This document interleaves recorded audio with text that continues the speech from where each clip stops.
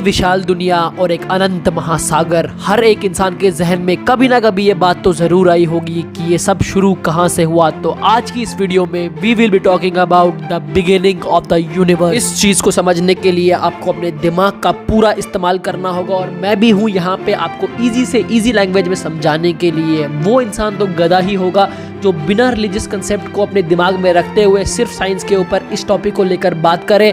हम इस टॉपिक पे साइंस और रिलीजन को साथ में मिलाकर एक क्रक्स निकालेंगे और उसके ऊपर बैठ के बात करेंगे कि how the universe was actually formed. सबसे पहले साइंटिफिक कंसेप्ट पे बात करते हैं about the big bang theory. इसके अकॉर्डिंग आज से बिलियंस ऑफ ईयर्स एगो जितनी भी चीजें आप इमेजिन कर पा रहे हो आज के टाइम पे, यानी स्पेस, टाइम, मैटर, एनर्जी, सब कुछ एक पॉइंट में बना हुआ था, एक पॉइंट में कंसंट्रेटेड था और उस पॉइंट का नाम था सिंगुलैरिटी। और तभी सिंगुलैरिटी में होता है एक जबरदस्त एक्सप्लोजन जिसे कहते हैं द बिग बैंग। इस एक्सप्लोजन के आने वाले कुछ सेकंड में हमारा यूनिवर्स लाइट की स्पीड से भी तेज एक्सपैंड करने लगता है। टेम्परेचर्स बहुत ज्यादा बढ़ जाते हैं और जो एनर्जी होती है वो पार्टिकल्स में कन्वर्ट होती है in form of protons, neutrons and electrons और यही बनते हैं बिल्डिंग ब्लॉक्स ऑफ सब कुछ। आने वाले 3 मिनट बाद फर्स्ट एटम बनाते हैं हाइड्रोजन और हीलियम और जो हमारा यूनिवर्स है वो धीरे धीरे ग्लो करने लग जाता है। और कई सालों के बाद यूनिवर्स कूल डाउन होता है और जिससे इलेक्ट्रॉन कंबाइन होकर न्यूक्लियस बना के आगे एटम बनाते हैं और इसी की वजह से हमारा यूनिवर्स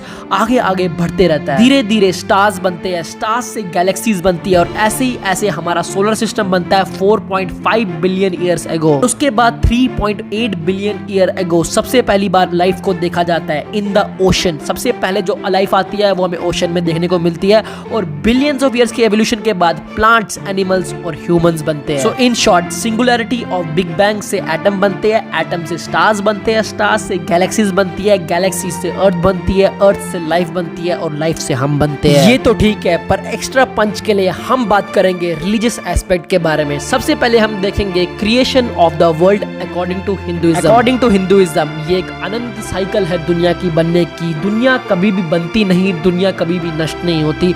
ये एक इनफाइनाइट साइकिल है जहाँ पे दुनिया बनती है, रहती है और तबाह हो जाती है। इसे लगते हैं बिलियंस ऑफ ईयर्स बट फिर से ये साइकिल रिपीट होता है। हिंदुइज्म और भी बात करता है about multiverse of planets around the world. According to Shrimad Bhagavad Gita, god की डेफिनेशन है जनरेटर, ऑपरेटर, डिस्ट्रॉयर। जनरेटर है ब्रह्मा जी, ऑपरेटर है विष्णु जी और डिस्ट्रॉयर है शिव जी। और according to Hinduism Vishnu ji की नींद में उनकी जो नाभि यानी अम्बलिकस है उससे निकलता है एक लोटस और उस लोटस पे होते हैं ब्रह्मा जी जिन्होंने इस पूरी सृष्टि, इस पूरे वर्ल्ड को बनाया।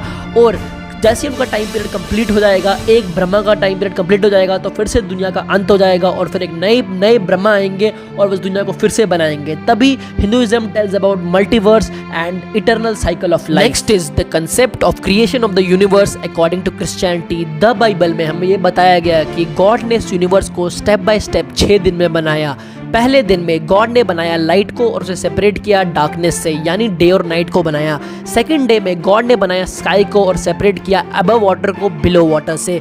थर्ड डे पे गॉड ने इस लैंड को बनाया, सी को बनाया और प्लांट्स को बनाया। फोर्थ डे पे गॉड ने सन, मून और स्टार यानी सूरज, चांद और तारों को बनाया गया। और 5वें दिन में गॉड ने बनाया फिशेस और बर्ड्स को।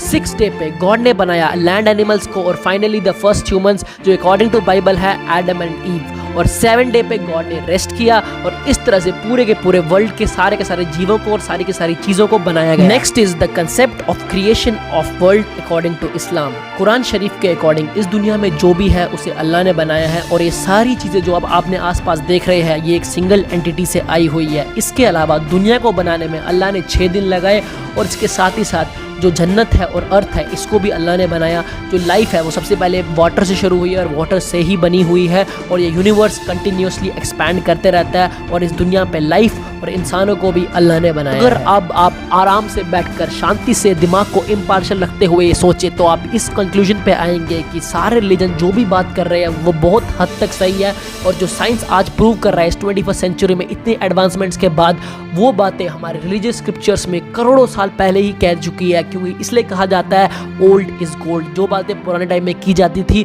जिसे आज की जनरेशन बकवास कहती है, वो बकवास नहीं है, वो बिल्कुल सही है। और ये सब प्रूफ है उन चीज़ों का। जो साइंस आज कर पा रही है वो करोड़ों साल पहले ही हो चुका है। इसलिए मैं कहूँगा कि आज के टाइम पे जब भी किस कंसेप्ट के बारे में सोचो तो सिर्फ साइंस के कंसेप्ट से या सिर्फ रिलीजन के कंसेप्ट से मत सोचो। अपने दिमाग का यूज़ करके सारी चीज़ों को पढ़ो, फिर एक कंक्लूजन पे आओ। That's all. हम सब एक है at the end of the day, क्योंकि इस दुनिया का यूनिवर्स का स्टार्टिंग भी एक ही पॉइंट से हुआ है। So maintain unity. That's all I want to say. जय हिंद।